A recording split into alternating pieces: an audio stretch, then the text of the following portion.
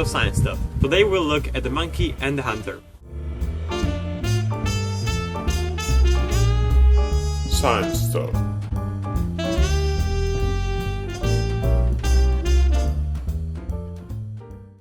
So lately I've been reading through my A-level physics book, which I keep always by my side now the A-levels are approaching, and I found this interesting sort of case study of projectile motion. The monkey and the hunter. Now, let me read it to you so you know what I'm talking about. A monkey hangs from a branch of a tree. A hunter aims his gun accurately at the monkey and fires. The sharp-eyed primate spots the bullet as it leaves the gun, releases its grip on the branch and falls to the ground. Does the monkey survive?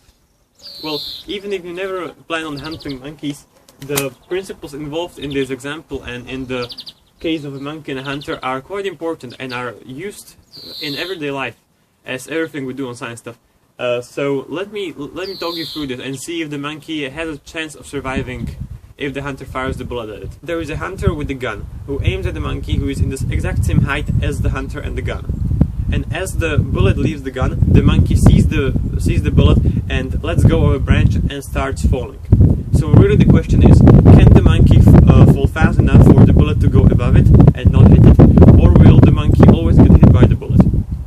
Now really, I won't really raise the tension and will tell you that, unfortunately for the monkey will always get hit by the bullet. This is because in the study of projectile motion there is an important concept that states that the vertical motion of an object is independent of its horizontal motion. So really, no matter how fast the object is traveling horizontally, it will always drop at the same rate as if it was only dropped with no horizontal motion whatsoever. Meaning that the bullet will drop at exactly the same rate as the monkey. So as the bullet is fired, it will drop at the exact same rate as the monkey, and it will always therefore hit the monkey no matter how far it is, how far apart they are.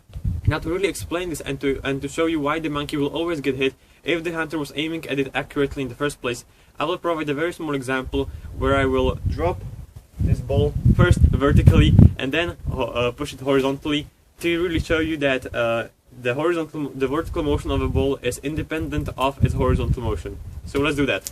So the monkey and the hunter scenario is basically a scenario of a projectile motion. And as any projectile motion, it can be separated in the vertical and the horizontal component. The horizontal component is basically how far will the bullet travel in the horizontal dimension, and so the distance between the gun and the monkey if it hits the monkey. And the vertical component is how much it will drop vertically as it travels.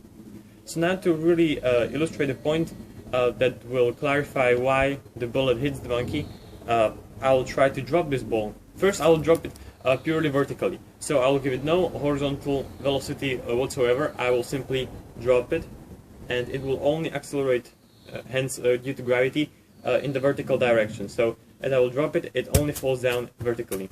Then I will take the same ball and I will simply push it in the horizontal dimension. So really I'm only giving it the initial velocity I'm giving it is purely horizontal and there is no vertical velocity I'm giving it. Of course then the gravity will push it down and so it will result in a projectile motion as the motion of the bullet. But really what I am doing is just giving it purely the horizontal push. So now the first scenario where I'm dropping the ball is what the monkey does. It lets go of the branch and it is dropping in a purely vertical fashion.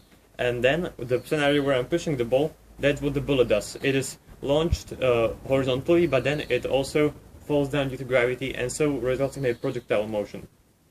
So if I set the footage side by side from the time I release the balls, you can see that even though one ball is traveling only vertically and one is also traveling horizontally, they fall down at the very same time. So what is the ultimate conclusion of this episode? Well, unfortunately for the monkey will always get hit by the bullet. This is because in projectile motion there is a principle that states that the vertical motion of an object is independent of its horizontal motion. So really, all objects that are subject to the Earth's gravity, to the same gravitational strength and gravitational acceleration, will always fall at the very same rate. This is a very sad ending of the episode, but I hope you liked it and you learned something new, and the monkey's life is not wasted for nothing. Thank you for watching. If you liked this video, please give it a like, consider subscribing to be notified whenever a new video comes up. Thank you for watching and see you next time.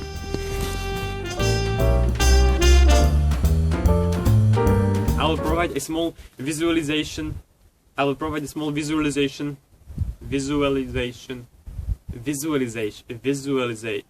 Let's just go with example.